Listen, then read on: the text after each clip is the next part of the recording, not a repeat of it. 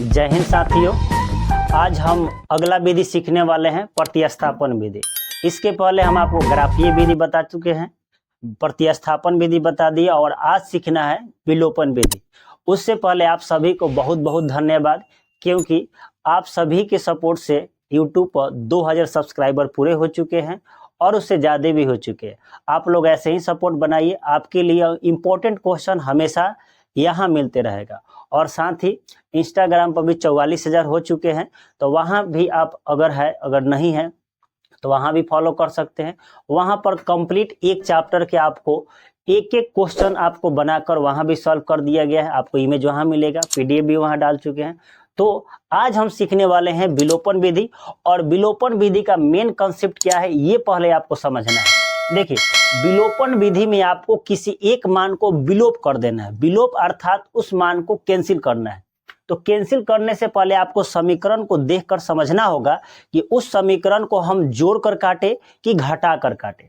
ध्यान रखिएगा, जब आपको समीकरण इस टाइप का दिया हो, यानी एक समीकरण में प्लस है दूसरे में माइनस है, तब क्या करेंगे? कभी हो सकता है कि दोनों में, जैसे यहाँ पर 3x + 4y = 10 और 2x + 2y = 2 इस तरह दिया हो, तब क्या करेंगे? यानी जब दोनों समीकरण में प्लस हो तब क्या किया जाएगा?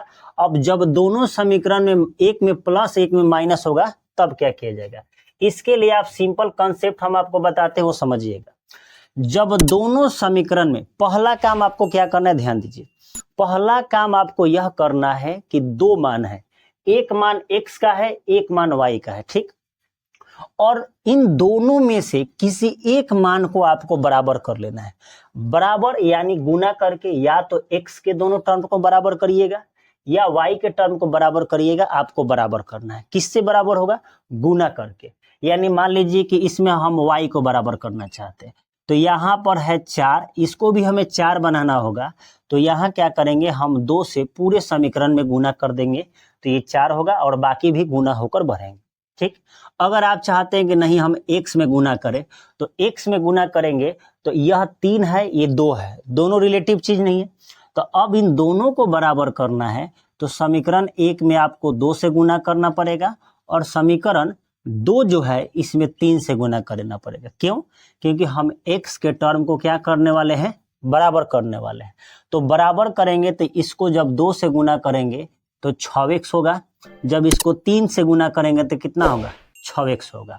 ये बात आप समझ गए कि जब आपको समीकरण दिया हो, वो भी विलोपन विधि से बनाना है, तो सबसे पहला काम होगा कि आप दोनों समीकरण में किसी एक मान को बराबर करने की कोशिश करिएगा। ये बात हो गया।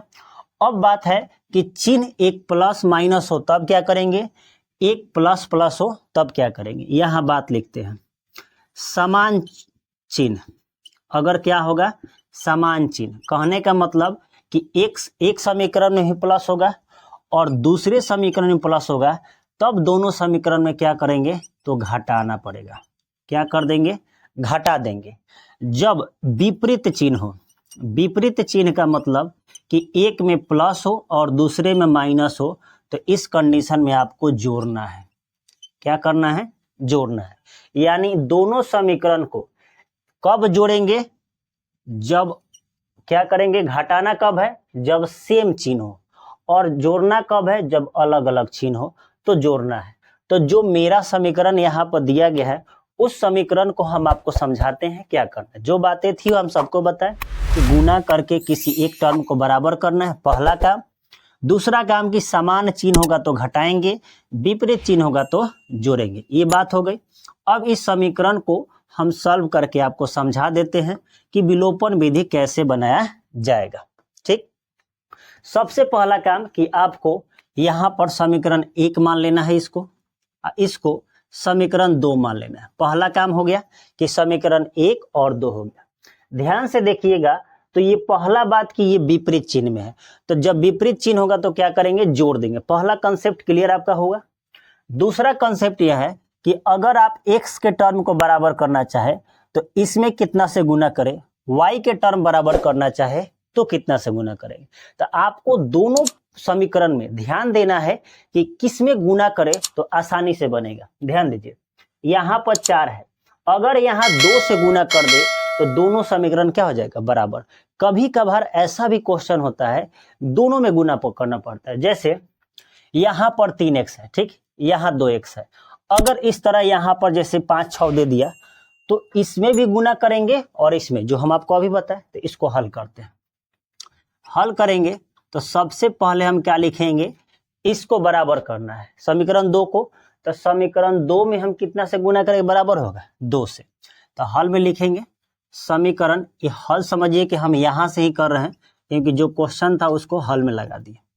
अब यहाँ लिखेंगे समीकरण 2 में, समीकरण 2 में 2 से गुना करने पर, 2 से गुना कर जोड़ने पर भी लिख देते हैं, साथ में हम जोड़ भी देते हैं, ठीक। क्या करना है, समीकरण 2 में 2 से गुना करना है। तो समीकरण 1 पहले लिखते हैं, कितना है, 3x + 4y बराबर 10। ध्यान से देखिएगा, अब सबको समझ में आ जाएगा। इसमें 2 से गुना करना है, पूरे समीकरण में कितने से करना है, 2 से। तो कितना होगा यह, 4x प्लस माइनस है तो माइनस हो जाएगा 4y, अब बराबर भी कितना होगा, 4। अब इसको करना भी क्या है, साथ में जोड़ना है। तो जोड़ना कैसे, देखिए ये प्लस प्लस है, प्लस चिन्ह होगा, माइनस चिन्ह है, प्लस कर देंगे। इसको जोड़ने से कोई फर्क नहीं पड़ेगा, यहीं पर लिखिए आप चिन्ह, यहीं पर लिख दीजिए, क्योंकि जब भी प्लस करिएगा तो प्लस माइनस क्या आ जाएगा, माइनस ही होगा। यहाँ प्लस प्लस प्लस रह जाएगा, तो इसको कट जाएगा, प्लस माइनस कट गया। ये जब जुटेगा तो 4 3 यहाँ है, 4 यहाँ है, तो कितना x होगा, 7x होगा, बराबर 10 और 4 कितना होगा, 14। ये कट जाएगा 7 से 2 बार में, इसलिए x का मान कितना आएगा, 2। एक आपको मान समझ में आ गया कि x का मान कैसे निकले। सेम प्रतिस्थापन विधि के द्वारा सोचिए कि जब x का मान निकलता था तो इसको या तो समीकरण 1 में रखिए या समीकरण 2 में रखिएगा, आपका मान आ जाएगा। तो लिखते हैं, चूंकि x का मान समीकरण 1 में रखने पर 1 में रख रहा है, तो देखिए एक समीकरण क्या है, तो है 3x + 4y बराबर 10 है। तो x का मान कितना आया है, 2। तो यहाँ रखेंगे 3 × 2 + 4y बराबर 10। अब क्या मान होगा, ये 6 हो जाएगा, अब प्लस हो जाएगा 4y बराबर होगा 10। ये जोड़ जो है किस में चला जाएगा, घटाव में चला जाएगा। तो जब घटाव में जाएगा तो यहाँ बचेगा 4y बराबर 10 - 6। तो घट के कितना आएगा, तो 4 आएगा। 4 से 4 कट जाएगा कितने बार में, 1 बार में, इसलिए y का भी मान कितना आएगा, 1।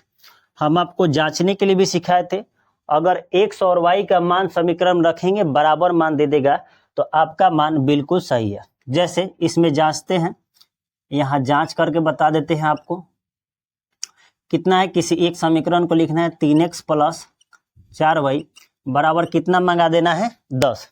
तो x का मान देखिए कितना है, 3 × 2 + 4 × 1 बराबर 10 हमें मंगाना है। तो 3 दूना 6 और प्लस कितना होगा, 4, 10 बराबर 10 मेरा आंसर क्या है, सही है।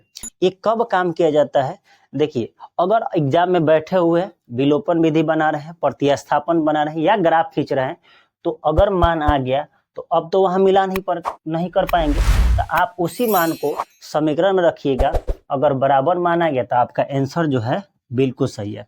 अतः करके लास्ट में लिखिएगा, अतः x बराबर 2 तथा y बराबर 1, यही आपका आंसर होगा। तो देखिए विलोपन प्रतिस्थापन विधि से आसान होता है विलोपन विधि। आपको पूरा कंसेप्ट हम बता दिए कि विलोपन विधि कैसे बनाना है।